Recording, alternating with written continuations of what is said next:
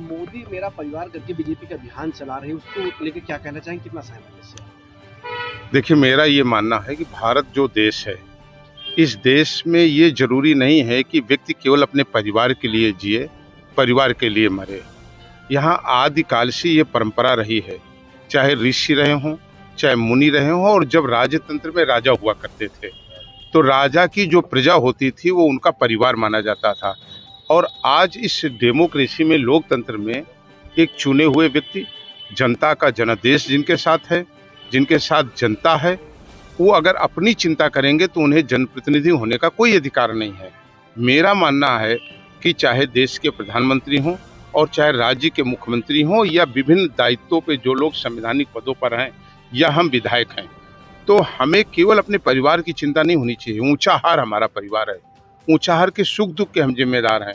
और किसी व्यक्ति पर ये केवल निशाना साधना कि लोग परिवार जिनका नहीं है, तो उनका परिवार 130-135 करोड़ लोग हैं, उस परिवार की चिंता अगर वो कर रहे हैं, पूरे देश के लोगों को आज 2 जून राशन देने की बात कर रहे हैं, किसानों को किसान सम्मान निधि देने की बात कर रहे हैं, और ये कह रहे हैं कि भारत के रहने वाला हर नागरिक हमारा देश है, हमारी जनता और हमारा परिवार है, तो ये गर्व का विषय होना चाहिए देश में रहने वाले लोगों का, और लोगों को ऐसी ओछे बयानों से बचना चाहिए। राजभर जी का एक बयान जो है आज वायरल हो रहा है, जिसको जो है पूर्वांचल का अलग राज्य बना के खुद मुख्यमंत्री बनने की बात कर रहे हैं।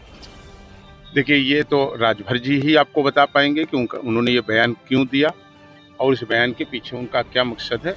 इस पर मैं कोई टिप्पणी नहीं करना चाहता। रायबरेली का लोकसभा चुनाव में क्या रणनीति रहेगी, क्या लग रहा है, क्या रहेगा रायबरेली का? नहीं, ये तो भाजपा का जो नेतृत्व है वो तय करेगा कि उसका क्या भविष्य है। मैं तो एक सामान्य व्यक्ति हूँ। सामान्य व्यक्ति के नाते कांग्रेस का क्या, जिस तरह से कांग्रेस का गढ़ कहा जाता है, रायबरेली क्या रहेगा, क्या लग रहा है आपको? नहीं, गढ़ किस चीज का गढ़, किस चीज की गढ़ की बात करते हैं आप? रायबरेली में 3 विधानसभाओं में जिनकी जमानत जब्त हुई हो, जिनका कोई अस्तित्व नहीं है जनपद में, जिन्होंने रिश्ता ही केवल ये रखा हो कि केवल चुनाव लड़ना है, और 5 साल तक आपको शायद ध्यान नहीं है, किसान टकटकी लगा करके देख रहा था कि हमारा सांसद कब आएगा।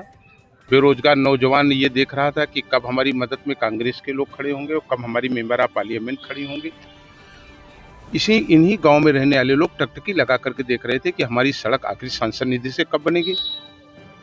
वो माँ, वो पिता जिसका जवान बेटा फांसी लगा करके मर गया, वो टकटकी लगा कर देख रहा था कि जो हमारे जनपद का गार्जियन है, जिसको हमने मेंबर ऑफ पार्लियामेंट बनाया, वो कब हमारे दुख में शामिल होगा। और अगर शायद इन सुख और दुख में लोग शामिल नहीं हो सकते हैं, उन्हें जनता से वोट मांगने का और लेने का अधिकार नैतिक रूप से कतई नहीं रहता। तो लग रहा है आपको प्रियंका गांधी के ग्लैमर नहीं काम करेगा?